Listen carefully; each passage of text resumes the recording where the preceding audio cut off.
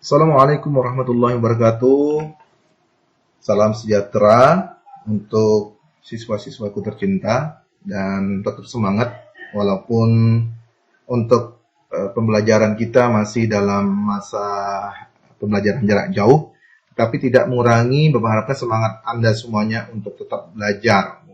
Walaupun kondisi apapun, tetap harus semangat dalam belajar. Baik, untuk pembelajaran kimia, kali ini tutorial pembelajaran jarak jauh, kita kembali hadir untuk Anda semuanya. Nah, setelah kemarin sudah masuk materi pada struktur atom, kali ini kita lanjutkan ke bab materi sistem periodik unsur.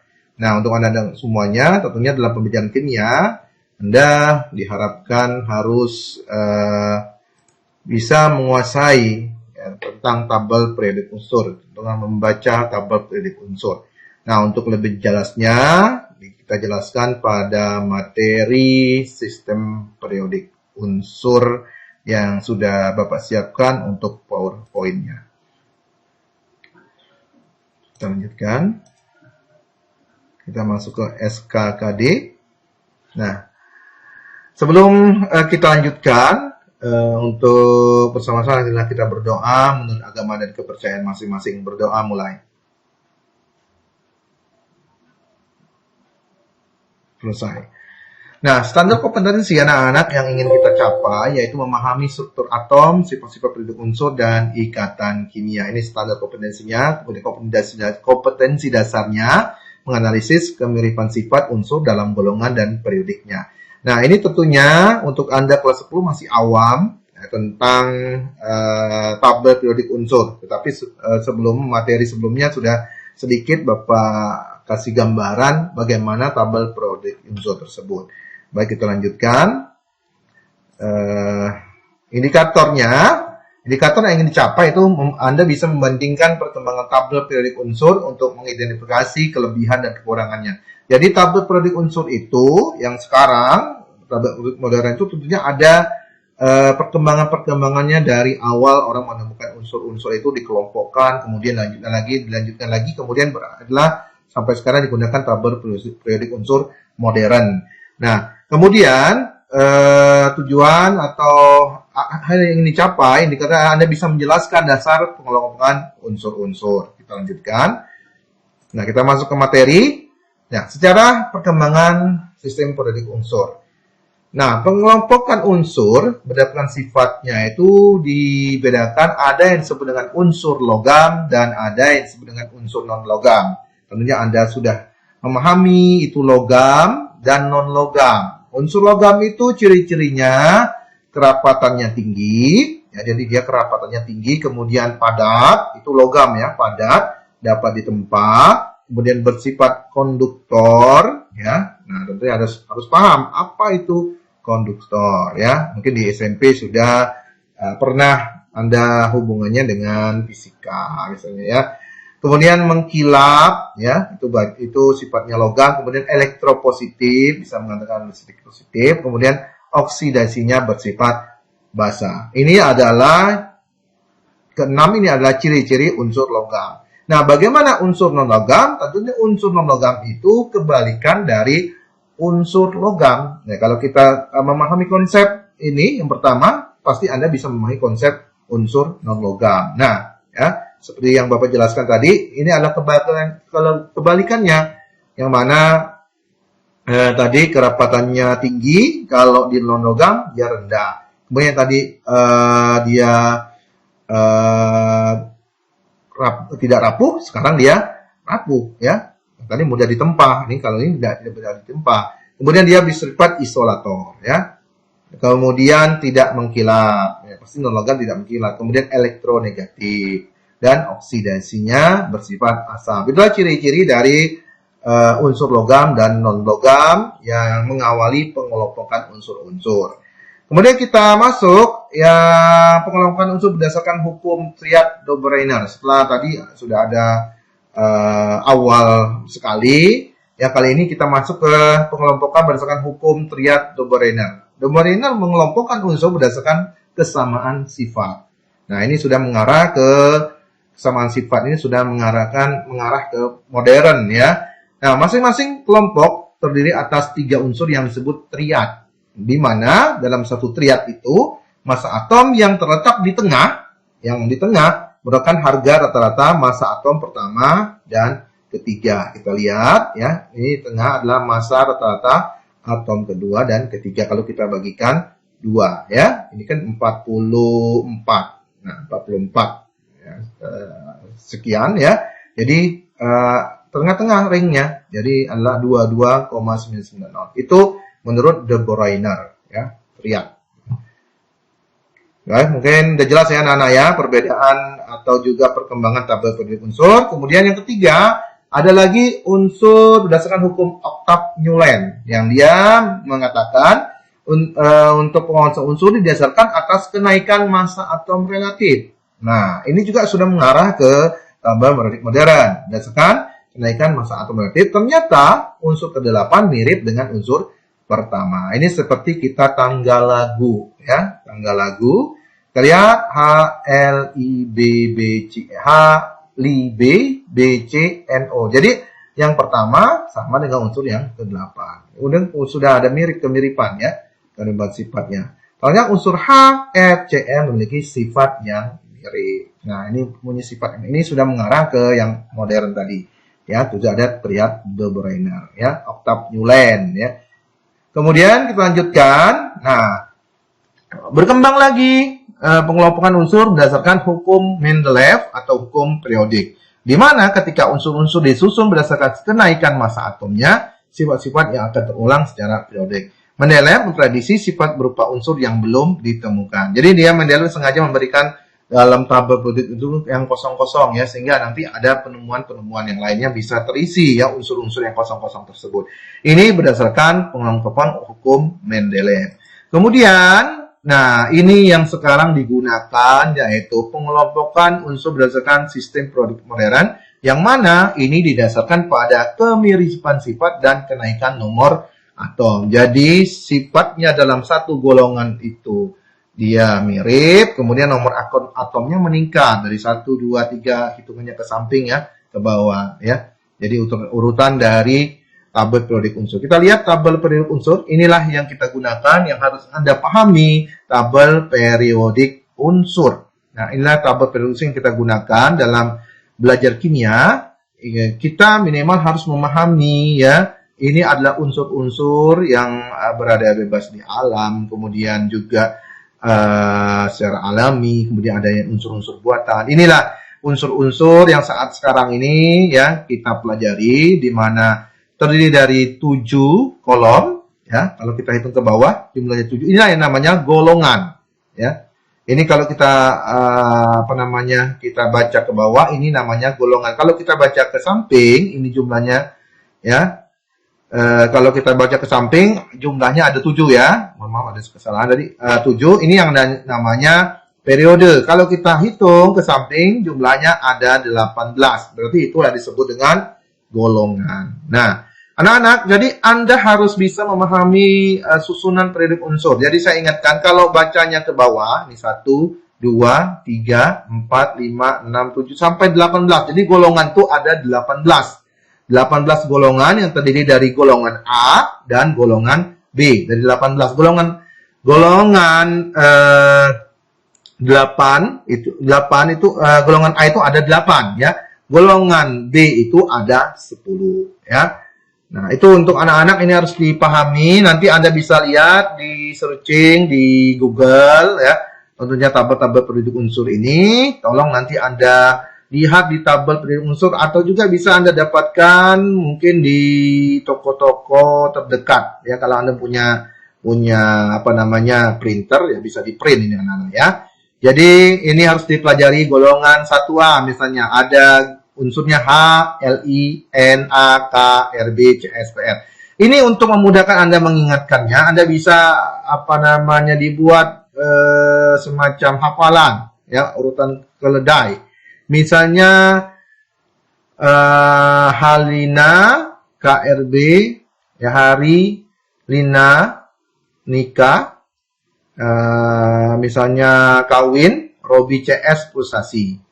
Ya, Halina nikah, kawin, mau BCS frustasi. Ini bisa kamu buat sendiri ya. Bisa beli mangga, cabai, serai, bawang, rambai. Bisa ya, kalau Anda ingin memudahkan dalam penghafalan. Ini hampir sama kalau di biologi kan ada tulisan harus miring ya, kemudian harus tanda besar. Ini sama, kimia juga ada konsep-konsepnya, ada simbol-simbolnya. Ini yang harus dipahami ya anak-anak tentang susunan periodik unsur atau tabel periodik unsur modern. Ini tadi sudah dijelaskan, misalnya Na, di atasnya ada angka-angka, di nomor atom, di bawahnya nomor massa, ya. Nomor massa, bawahnya nomor atom. Ini kebalikan ya Bapak ya. Selanjutnya, nah ini disebut dengan golongan. Golongan dan satu golongan yang memiliki jumlah elektron valensi yang sama. Jadi, dalam satu golongan tadi, ya, dari dalam satu golongan ini dalam satu golongan 1A nih, elektron valensinya sama. Elektron tetap pada kulit terakhir. Nah, ini lebih jelasnya nanti Anda bisa buka kembali ya, atau nanti saya share lagi bagaimana apa yang disebut dengan golongan, apa yang disebut dengan elektron valensi ya. Untuk lebih jelasnya nanti anak-anak bisa bertanya ya via WA Bapak ya, bagaimana itu elektron valensi, membuat konfigurasi elektron ya. Kalau Anda belum jelas, mungkin di video-video selanjutnya akan Bapak share ya. Nah, dalam satu golongan memiliki jumlah elektron valensi yang sama, ini namanya golongan. Memiliki sifat kimia dan fisika yang hampir mirip. Menurut peraturan Amerika, unsur-unsur dibagi dalam dua golongan yang tadi saya katakan, golongan A unsur golongan utama dan golongan B unsur-unsur golongan transisi. Ini harus wajib sebagai kita yang berada di golongan memilih mata pelajaran MIPA harus hafal tentang golongan. Kita lanjutkan lagi periode. Nah, dalam SPU ya, SPU atau bisa TPU kalau ini ya, tabel periode unsur, bukan tempat pemakaman umum ya Nana ya. Jadi tabel periode unsur disusun dalam arah mendatar. Nah, itu yang disebut dengan periode. Unsur dalam satu periode memiliki jumlah kulit yang sama. Nah, ini berkenaan dengan konfigurasi elektron, minimal harus Anda pahami cara pengisiannya. Nah, sifat-sifat unsur dalam sistem periodik unsur. Unsur-unsur disusun berdasarkan nomor atom dan sifat-sifatnya. Sifat periodik unsur adalah sifat unsur yang berubah secara teratur. Yang akan kita pelajari yaitu meliputi jari-jari atom, kemudian potensial ionisasi, afinitas elektron, dan keelektronegatifan. Jadi, meliputi jari-jari atom, potensial ionisasi, afinitas elektron, dan keelektronegatifan. Jadi ini harus benar-benar dipahami tentang sistem periodik unsur ini ya. Lanjut untuk jari-jari atom. Nah, kita masuk ke jari-jari atom. Untuk anak-anak tolong dipahami ya konsep ini. Jari-jari atom adalah jarak dari inti atom ke kulit terluar, dipengaruhi oleh penambahan jumlah kulit. Jadi ini ada kaitannya dengan konfigurasi elektron. Kita harus bisa membuat konfigurasi elektron. Dalam golongan, semakin ke bawah, dalam suatu golongan semakin ke bawah, jari-jari atomnya semakin besar. Karena jumlah kulit atomnya bertambah. Ya, misalnya halina, H dengan Li. H nomor atomnya 1. Ya, jadi kulitnya cuma K. Lina, halina, Li, ya, Li. Nomor atomnya 3, kulitnya 2. 3, ya itu K dan L. Jadi dijelaskan semakin ke bawah, atomnya semakin besar. Karena jumlah kulitnya tadi, H tadi 1, kemudian Li 2. Berarti kan semakin ke bawah, dalam satu golongan semakin besar. Dalam satu golongan ya, kulitnya karena kulitnya bertambah. Oke. Dalam satu periode semakin ke kanan, jari-jari atomnya semakin kecil. Kebalikan dari jari-jari atom dalam satu golongan. Itu saja kuncinya ya. Jadi, karena jumlah elektron pada kulit terluar bertambah, sehingga gaya tarik-menarik antara proton dan elektron semakin besar. Ini adalah penjelasan mengapa bisa seperti itu ya.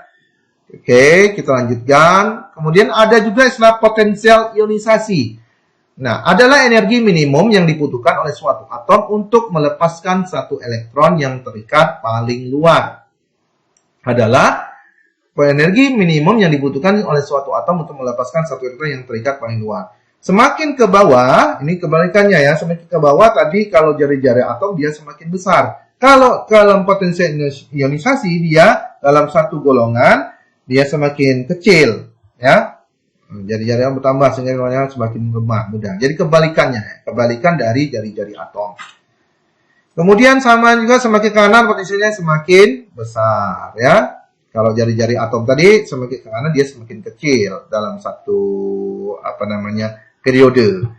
Nah, ini bisa ya menjadi literatur untuk Anda mempelajari semakin tentang sifat-sifat keperiodikannya, sifat-sifat periodikannya.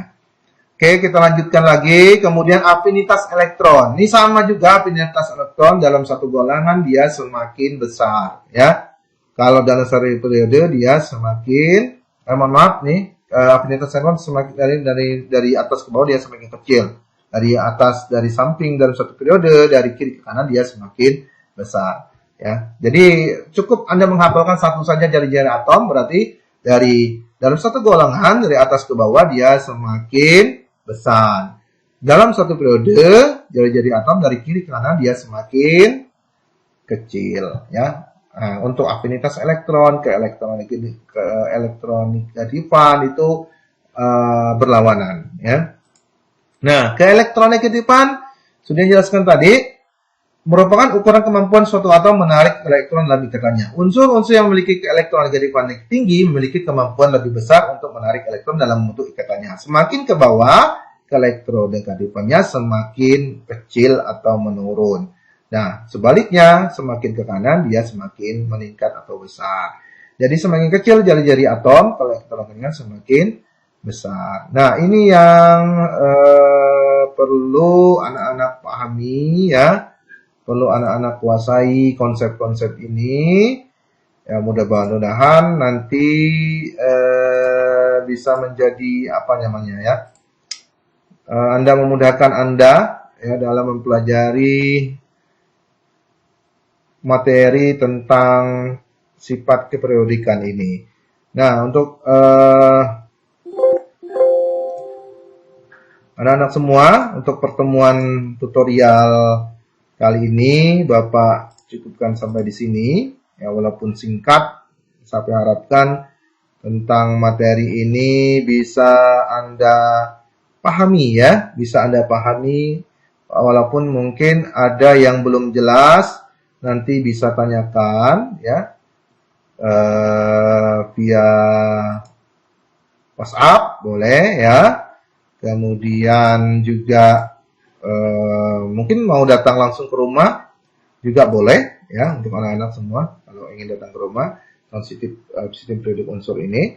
Dan mudah-mudahan apa yang Bapak sampaikan ini bisa menjadi tambahan ilmu pengetahuan dan juga nanti bisa Anda dapatkan, ya, link-link tentang sifat keperiodikan ini, ya. Mungkin nanti Bapak bisa share, ya, ke Anda semuanya sehingga nanti Anda lebih memahami apa yang Bapak sampaikan. Demikian untuk tutorial pembelajaran jarak jauh kita. Saya akhiri. Wassalamualaikum warahmatullahi wabarakatuh. Semangat belajar untuk Anda semuanya dan tetap berada di rumah, jaga kesehatan, ya. Jangan lupa selalu berdoa dan beribadah. Assalamualaikum warahmatullahi wabarakatuh. Selamat beraktivitas.